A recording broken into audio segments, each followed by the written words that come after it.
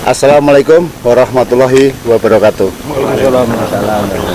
Ketemu lagi bersama Suara KPK TV, dialog di pinggir kali Petuk. Kali ini kita masih bersama narasumber pakar ilmu komunikasi, bersama pengamat politik, dan bersama pakar budaya. Di sebelah kanan saya ini Kanjeng Pangeran Dr. Haji Andi Budi, beliau pakar ilmu komunikasi. Sebelah kanannya lagi, di situ ada pengamat politik Muhammad Ohio Sinapoy. Dan sebelah kiri saya ada Kanjeng Patih Haryo Metarum, beliau Wakil Ketua Umum Masyarakat Adat Nusantara Matra dari DPP. Kebetulan beliau juga pakar budaya. Kali ini kita akan melanjutkan apa yang menjadi statementnya Kanjeng Patih kemarin, pakar budaya, untuk calon 2024. Pemilu 2024 ini kemarin, bahwa beliau menyebut 3 nama, akhirnya dilengkapi. Nah, kali ini kita akan membahas tentang kelebihan dan kekurangan nama-nama calon pengganti Bapak Jokowi, presiden kita sekarang ini yang dikenal dengan begitu humanisnya. Kanjeng Patih, kemarin disampaikan ada Anies Baswedan, ada Ganjar, dan ada Prabowo. Kemudian Anda tambahi ada Airlangga Hartarto, kemudian Ridwan Kamil. Ini calon-calon presiden yang sudah mewacanakan atau sudah diwacanakan di publik. Bagaimana menurut Kanjeng Patih tentang 5 sosok ini dalam kandidat besok itu? Monggo Kanjeng Patih. Assalamualaikum warahmatullahi wabarakatuh. Waalaikumsalam warahmatullahi Saya hormati moderator, Gus Imam, pengamat ilmu komunikasi, Kanjeng Pangeran Andi, pengamat politik, Kanjeng Pangeran Ohio.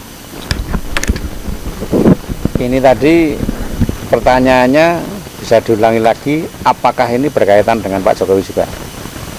Bisa jadi penggantinya Jokowi atau mau ke Jokowi lagi. Ya.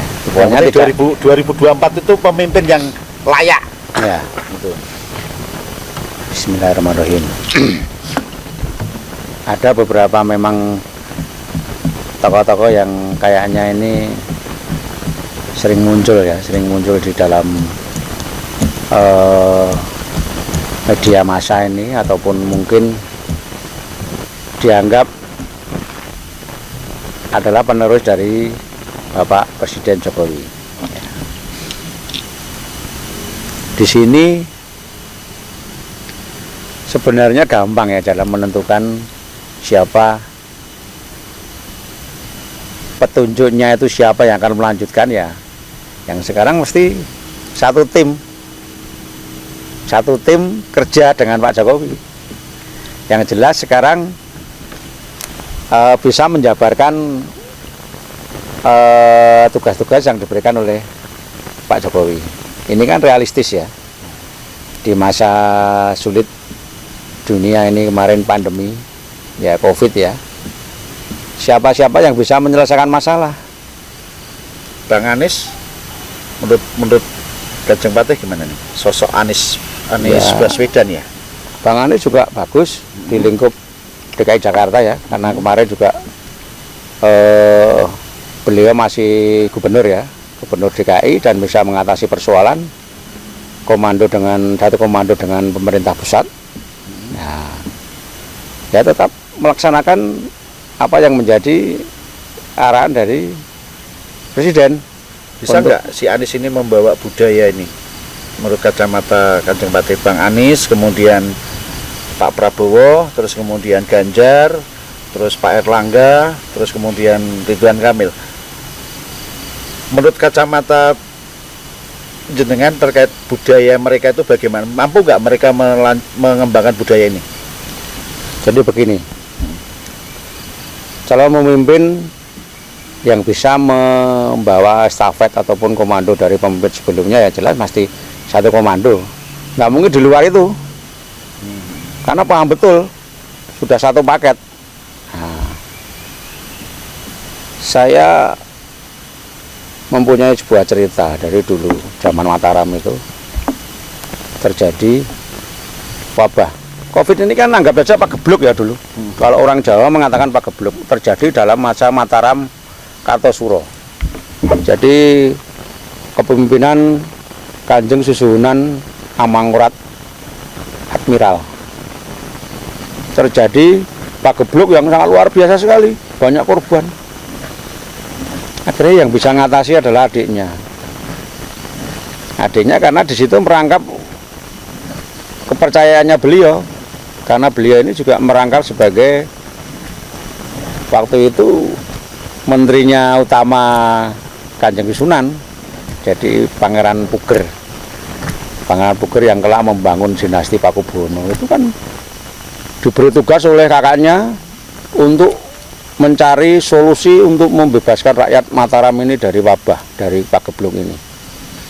Akhirnya Pangeran Puger ini bertapa di makam leluhurnya, yaitu di Kota Gede. Akhirnya mendapat petunjuk.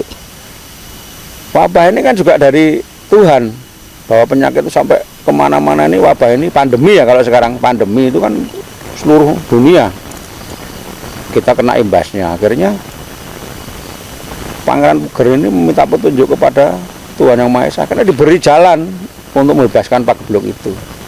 Dia mengatasi sebagai seorang pangeran yang mempunyai jiwa spiritual yang tinggi, akhirnya bisa mengatasi persoalan di Mataram. Akhirnya betul, setelah ponakannya lengser ke Prabon dari Mataram, akhirnya yang menjadi raja beliau, Pakubuwono I, akhirnya membangun dinasti Pakubuwono yang di Surakarta ini.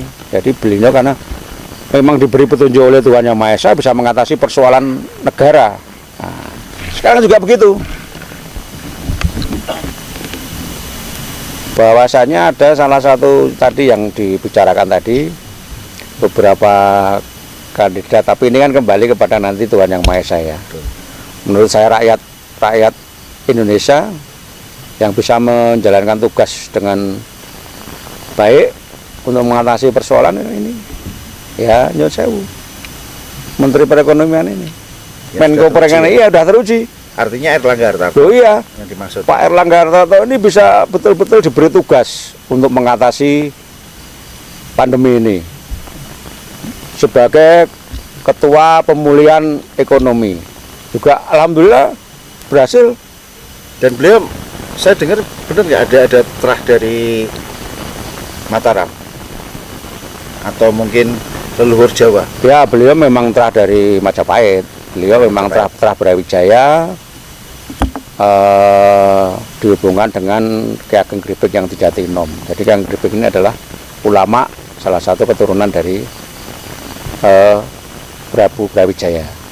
Juga Ki Ageng Gripik ini adalah ulama, guru besar dari Kanjeng Sultan Agung Hanyokrokusumo, raja terbesar di Mataram. Jadi ya memang kalau orang Jawa, seorang pemimpin menjalankan laku-laku spiritual, ya itu tadi saya contohkan tadi.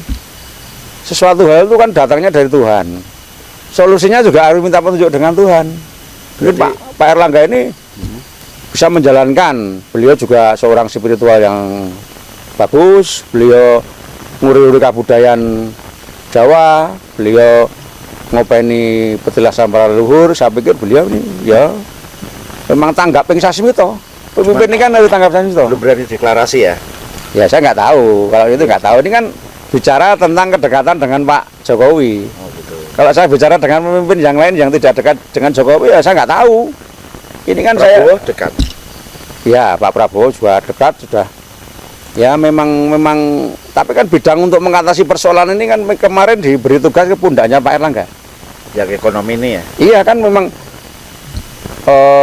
ketua koordinator ini untuk apa PPKM juga Dan itu tidak meninggalkan budaya Jawa atau budaya. Oh iya, Nusantara. tidak. Beliau tetap beliau ini tetap mengedepankan suatu rasa saling menghargai. Di saat PPKM ini kan beliau sangat bijaksana sekali ya. Jadi masih ada hal-hal yang perlu diterima oleh masyarakat, tidak membatasi yang membabi buta dan lain-lain. Ternyata juga berhasil dengan humanisme, dengan kebijaksanaan. Beliau juga tenang. Ini figur yang tenang. Beliau ini tenang, tahu, tidak pernah komentar itu menggebu-gebu. Pemimpin menggebu-gebu ya bahaya juga ya. Nanti kita datar dan apa ya? Tegas, datar, juga selalu kontinu ini stabil. Nah, ini sudah teruji. Ini tadi kembali tinjauan mengenai kedekatan apakah bisa melanjutkan dengan Pak Jokowi. Nah, beliau kan memang dipercaya oleh Pak Jokowi untuk menjalankan program-programnya Pak Jokowi.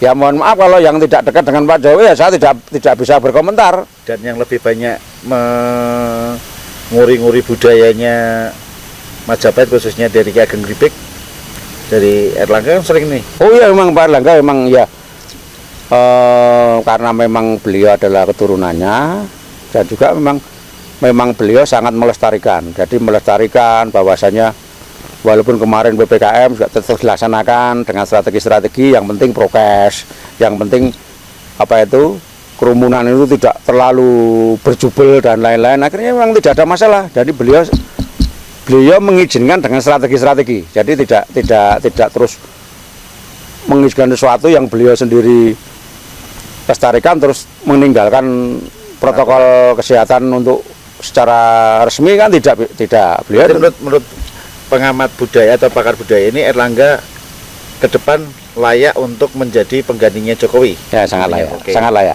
Oke. Kembali ke Bang Oyo nih sebagai pengamat politik. Dinamika yang ada di Indonesia ini, khususnya dinamika politik ya. Ini tadi dari pengamat atau pakar budaya itu, dari beberapa nama kandidat yang muncul, ini yang dinilai oleh pakar budaya ini Pak Erlangga Hartarto itu memiliki potensi yang kuat, sedangkan kita melihat pro dan kontra di masyarakat sedemikian rupa. Menurut Bang Oyo bagaimana nih? Silakan. Ya, pemimpin itu nanti kan sebenarnya ujiannya itu kan ketika di masa kritis dan krisis ya. Jadi hanya ada dua itu ujiannya. Jadi kalau kita kembali kepada sebuah teori kepemimpinan itu sendiri, sebenarnya tipologi yang kita butuhkan itu adalah tipe seperti Jokowi ini. Jokowi ini memiliki 6 karakteristik pemimpin. Pertama itu adalah, kalau menurut teori kepemimpinan itu ada namanya teori berdasarkan teori orang besar. Nah, Jokowi ini berhasil menjadi personifikasi orang besar itu, seperti misalkan beliau menjadikan Soekarno sebagai patronase kepemimpinan yang besar. Apa sifat-sifat Soekarno yang diambil itu? Pertama itu adalah kegigihannya. Beliau betul-betul gigih, tidak mau berpindah. Itu ada keputusan yang sudah diambil, ini yang harus dijalankan. Karismatiknya. Yang kedua adalah Jokowi punya sifat dasar. Apa sifat dasar? Ya mungkin orang bilang deso, tapi itulah yang menarik buat masyarakat.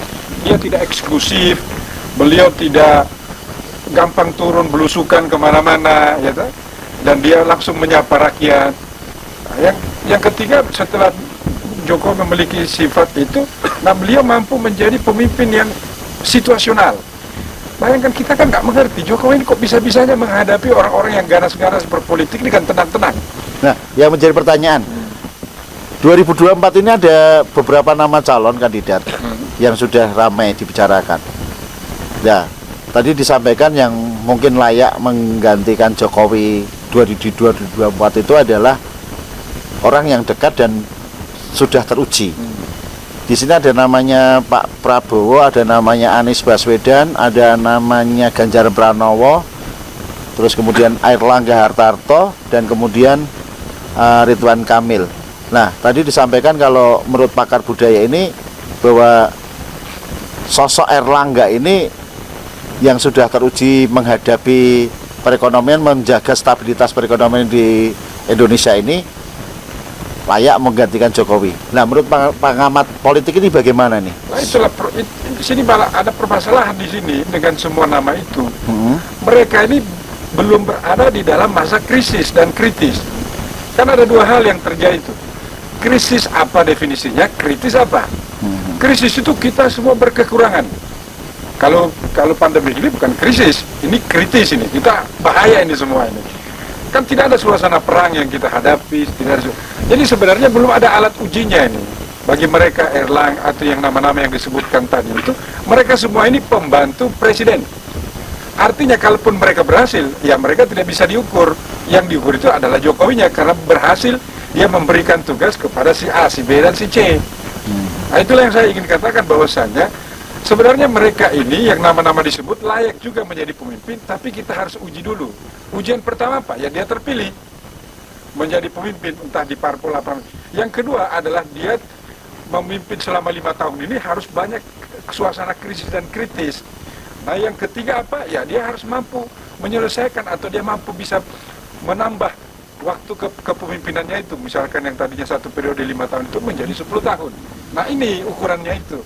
Jadi sebenarnya terlalu dini sekali untuk menentukan siapa bakal calon presiden yang harus kita pilih. Pertama, diskusi kita ini kan tidak mampu untuk menguatkan narasi kita bahwasanya oh dia yang paling bagus. Karena Erlangga ini hanya terbukti, misalkan contoh ya, Menko Perekonomian. Kan ini dia kan hanya Menko yang akhirnya dia bukan kementerian teknis loh. Menko ini bukan kementerian teknis. Dia hanya mengkoordinasikan kementerian. Dia berhasil kalau dia mampu mengkoordinasikan. Tetapi sebenarnya kalaupun berhasil, nama besarnya masuk ke Jokowi. Oh berarti Jokowi memberikan pekerjaan yang benar kepada orang yang tepat. Nah, itu kira-kira. Jadi sebenarnya Erlangga pun ya kita anggap layak jadi pemimpin, Prabowo juga layak jadi pemimpin, Anies Baswedan layak jadi pemimpin, Ridwan Kamil pun layak. Artinya kita berikan dulu persamaan kepada mereka ini. Artinya ini layak ini sekarang. Sekarang ada step ke siapa yang bisa dapat pintu nih? Karena kalau alam tidak menghendaki pasti tidak dapat pintu. Misalkan ini kalau kita kembalikan ke budaya kan. Jadi ini bisa-bisanya mereka ini. Karena kan menjadi pemimpin itu harus ada 3 yang ditawasulkan. 1, teori kampanye. Teori kampanye ini kita cuma bertawasul kepada si masyarakat. Teori kedua ada bertawasul kepada alam. Alam ini berkehendak nggak? Jika ada 1 pohon yang tidak setuju dengan kita menjadi pemimpin, pasti gagal ini skenario kita. Yang terakhir adalah bertawasul kepada Tuhan. Kalau bukan takdirnya, berarti biar sampai kiamat kita cerita ini dah aja. Itu kira-kira maksimal. Ini gambaran makronya. Jadi semua masih punya peluang ya. Masih peluang. Dan keberhasilan yang disampaikan oleh Kanjeng Pate tadi tentang Erlangga itu juga dimiliki oleh Prabowo, itu juga dimiliki Ridwan Kamil, itu juga dimiliki oleh Anies Baswedan. Artinya ini masih, kalau dalam pertandingan bola ini sampai turun main leg pertama ini masih 1-1 ini. Oke, masih 0-0 ya? Bukan 0-0, sudah 1-1. Kalau 0-0 belum ada yang kasih gol. Ini sudah sama-sama masukkan gol ini. Sudah ada prestasi masing-masing. Tinggal partainya siapa nanti ya? Tinggal terakhir. Kalau memang ini masih sama terus, nanti ada penalti. Kira-kira gitu. Oke, Gus Andi, di sini dari amatan pakar budaya ini bahwa Erlangga layak karena dinilai secara tugas terus kepercayaannya beliau mampu menjalankan dan menjaga perekonomian. Tapi dari pengamat mengatakan bahwa semua masih layak. Nah, menurut pandangan pakar ilmu komunikasi ini, bagaimana memproyeksikan para calon-calon yang akan datang yang kira-kira mungkin bisa menjadi referensi untuk masyarakat? Monggo. Ya, kita minum kopi dulu. Kopi dulu dulu. Ya, santai dulu. Sambil rolade, tempe sama tahu, karena di pinggir kali Petuk. Ya, bismillah. Begini, host Mas Imam dan Bang Wio maupun Kanjeng Haryo, pemimpin itu akan menjadi dambaan masyarakat kalau secara alamiah alam itu menghendakinya. Nah, alam menghendakinya itu akan ditunjukkan dari proses-proses beliau menjadi pemimpin, mulai dari posisi-posisi yang masih belum berkibar sampai menjadi elitis. Itu seperti sebuah jalur yang memang sudah ditentukan oleh alam ini. Nah, sesuai dengan kapasitasnya, seseorang itu akan menjadi pemimpin di masanya. Kalau sudah kita berbicara pada konteks yang lebih tinggi sebagai presiden, ya pada masanya seseorang itu akan didorong, ditampilkan, dan dikehendaki oleh alam menjadi presiden. Ingat Pak Jokowi, seorang wali kota Solo yang tentu dalam beberapa tahun menjelang pemilu di tahun 2014 ya, sebelum itu pemilu yang diikuti Pak Jokowi pertama itu, tidak banyak lembaga survei yang mengunggulkan beliau. Nah, tapi seorang Jokowi dalam konteks menyelesaikan permasalahan-permasalahan di lapangan itu telaten, bahasa Jawa gitu. Kita ingat ya, bagaimana beliau menata sebuah UMKM yang semrawut dan sebagainya. Itu hanya dengan cara diundang untuk makan. Bahkan itu tidak hanya sekali, dua kali, mungkin bisa 40-50 kali sampai terjadi satu hubungan yang baik secara humanis antara masyarakat dengan pemerintah. Nah, keberadaan atau situasi yang seperti inilah terbawa sampai ke pusat. Seperti yang pernah saya cerita dalam teori habitus, bagaimana seorang tokoh dari skala kecil menuju ke skala besar dengan didukung dengan kehebatan aktornya, arenanya, dan kapitalnya. Nah, seperti pemimpin kita sekarang ini pemimpin-pemimpin yang ada di Indonesia yang sudah menjadi dambaan masyarakat itu lebih cenderung berada di lingkaran Jokowi ini. Pak Erlangga sebagai Menko Perekonomian, Pak Prabowo sebagai Menteri Pertahanan, ya kan? Pak Ganjar sebagai Gubernur Jawa Tengah, Pak Anies sebagai Gubernur DKI. Ya. Kita melihatnya dalam konteks ada hubungan secara struktural ya. Pak Ridwan Kamil juga gubernur. Kemudian ada Bu Kofifa juga Gubernur Jawa Timur dan lain sebagainya. Artinya ini sebenarnya ada kebijakan-kebijakan Pak Jokowi yang sengaja atau tidak sengaja diikuti arus ini. Nah, siapa yang paling melekat pada konteks kefiguran Pak Jokowi adalah apa yang disampaikan Pak Wahyu tadi, akan diuji oleh alam pada saat memimpin dalam suasana kritis dan krisis. Itu ujiannya pemimpin memang. Jadi pemimpin tidak akan pernah sempurna kalau tidak pernah melewati sebuah tahapan-tahapan krisis dan kritis tadi itu. Kita bisa melihat semua pemimpin bagus. Pak Prabowo seorang ahli pertahanan, Pak Ridwan Kamil mungkin dengan gaya yang energik dan keceriaan dengan para pemuda dan sebagainya. Pak Ganjar itu ahli dalam bidang mengemas kegiatan-kegiatan yang mengena kepariwisataan. Kemudian Pak Anies ya kan dengan retorikanya ya, gaya bahasanya cakep. Nah, Pak Erlangga dengan yang disebutkan Kanjeng Hari adalah seorang yang kalem. Nah, sekarang tinggal bagaimana kebutuhan pemimpin untuk ke depan. Apa yang dibutuhkan ke depan pemimpin itu? Semuanya dibutuhkan ini, figur ini. Cuma yang lebih prioritas, saya mengacu pada pernyataan Pak Jokowi bahwa ke depan ini dunia mengalami resesi ekonomi global. Dan beberapa negara sudah ngantri menjadi pasiennya IMF. Tapi entah kenapa Presiden Jokowi yang punya daya jangkau yang luas menunjuk Pak Erlangga sebagai Menteri Perekonomian mampu melaksanakan tugas-tugas yang diembannya, terutama dalam mengembalikan situasi pemulihan ekonomi nasional akibat pandemi. Kedua, saya ingat dalam cerita kerajaan dulu ada namanya Empu Barada. Ini mengilhami ketokohan Pak Erlangga ini ya. Empu Barada ini seorang pendeta Hindu ya, Hindu yang mampu mengalahkan calon arang. Yang calon arang ini adalah tokoh penyebar pagebluk. Wah, nggak ada yang bisa menandingi dan mengalahkan. Tapi cukup dengan seorang Empu Barada, tidak dengan pasukan, tidak dengan kekuatan fisiknya, tapi dia dengan kekuatan batin yang kuat. Pagebluk itu sirna dan mengalahkan calon arang itu. Nah, mungkin ini reinkarnasi yang ditunjukkan oleh Pak Erlangga atas tugas dan kewenangan yang diberikan oleh Bapak Jokowi. Nah, tapi apakah seorang Pak Erlangga itu pemimpin yang sebenarnya? Tentu tidak.